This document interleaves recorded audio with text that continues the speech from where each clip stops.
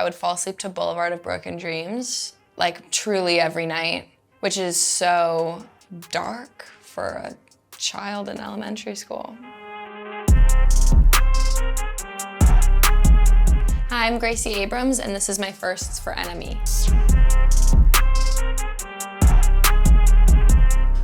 This band called Pink Martini was the first band t-shirt I owned, and I had gone when I was super little with family friends, and it was this outdoor concert, and I don't remember where it was, but it blew my mind. And the shirt that I got was so huge that it's still big on me, but I wear it all the time.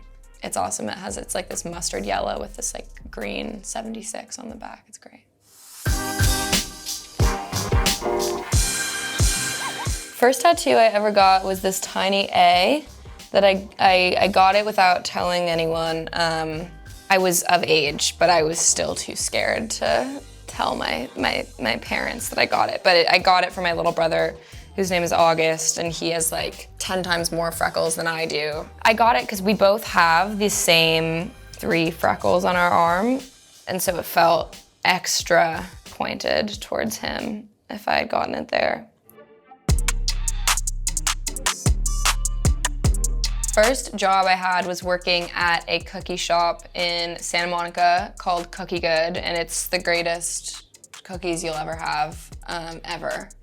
And I worked up front packaging and selling the cookies, and we never really took our lunch breaks because we would just eat cookies all day long, like cookies and cookie dough. I love to bake, and I think for sure because of that job, so I do miss it all the time. The first show I ever went to was the Pink Martini show where I got my band shirt. And then I think the one after that was the Justin Bieber World Tour at the Staples Center. Lots of sweating, crying, fainting girls. I was not one of them. I did love the show, but I definitely like held it together. I think I had this like weird thing where I was like so far away from the stage, but I'm like, well, if he sees me, I don't want to look crazy. So Pink Martini and Justin Bieber, those are my first shows, yeah. The first CD I ever bought was a Green Day CD that I used to put in my CD player at night before falling asleep. I would fall asleep to Boulevard of Broken Dreams, like truly every night, which is so dark for a child in elementary school. The first festival I went to was Coachella in high school. My dad chaperoned, which was so embarrassing, but it was great. And then he had such a good time that he chaperoned yet again the following year, but just like selfishly, I think it was not even from a protective standpoint anymore. It was just, we went to see David Byrne together, and I will definitely never forget that. It was really cool. First song that I ever finished writing was so self-deprecating. It was so horrible. I wrote it because I was in 3rd grade and I had lost my journal that we were required to kind of like keep for school. It was like kind of an exercise. They wouldn't read it or anything, but it was just to like get little children like in the habit of writing, which I'm grateful for. But I lost it.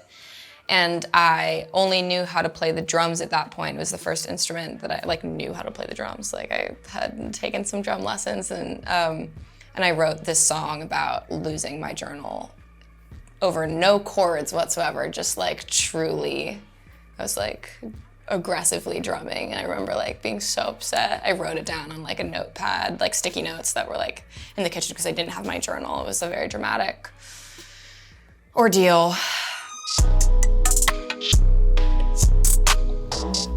The first time I heard my song on the radio was not even a personal experience. I had gotten a video from my cousin, who's like my sister, and my aunt in the car listening to like Sirius XM, like I think Coffee House or something, and my song was playing, and It was very funny. It was kind of like in the same time where social media was like the only thing that I knew. So even weirdly, that felt like getting it over text, like a video of my cousin listening to it from her car, like from her phone. It was just very strange, but I will definitely never forget it. I love the radio. I often just choose the radio instead of anything else because you never know what you're gonna get. We always hug each other when we get off stage, like my band and I, and we're always so sweaty, and it's a lot of fun. I don't drink very much at all, but pre and post show we call it a shot of tequila, but it's not at all. It's like the saddest. It's like if someone were to drink something and there's like the thin film of alcohol like left in the bottom, like that's what I can like handle, to feel like I'm like participating in something that feels like fun and whatever. So I watch as they drink like grown-up people a little bit, and I like sit and I will eat like whatever's in the green room. We have lots of Swedish fish all the time with us, so I normally just like finish a bag of Swedish fish and like convince myself that I like drank tequila when it's not really what I do at all ever. It's a very like vanilla version of what I'm sure most people do when they get off stage.